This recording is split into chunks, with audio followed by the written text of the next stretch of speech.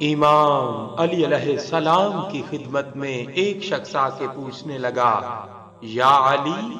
عید قربان کے دن قربانی کرنے والے کے لیے سب سے بڑا انعام کیا ہے؟ وہ راز کیا ہے جس سے انسان ناواقف ہے؟ بس جیسے ہی یہ پوچھا گیا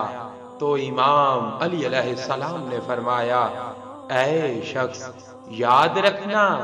جب عید قربان کا دن آتا ہے تو حضرت اسرائیل علیہ السلام اللہ کے حکم سے زمین پہ پھرتے رہتے ہیں، کیونکہ اللہ کا یہ وعدہ ہے، جو بھی انسان اس دن حضرت ابراہیم اور حضرت اسماعیل علیہ السلام کی یاد میں قربانی کرے، اس کے گھر جا کر اس کو 3 خوشخبریاں دے کر آئے۔ پہلی خوشخبری کہ اللہ نے اس کی قربانی کے سبب جو اس نے اللہ کے عشق میں کی ہے، آنے والے سال میں اس کی دولت اور مال میں برکت عطا کرے گا۔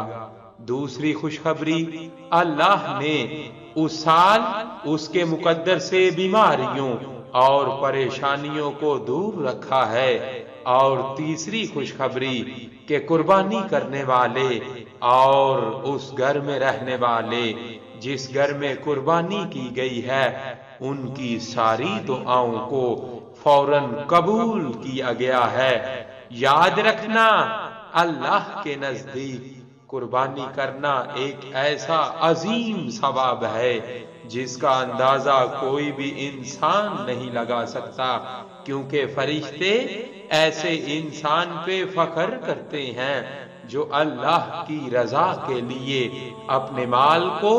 اللہ پر قربان کرتے ہیں۔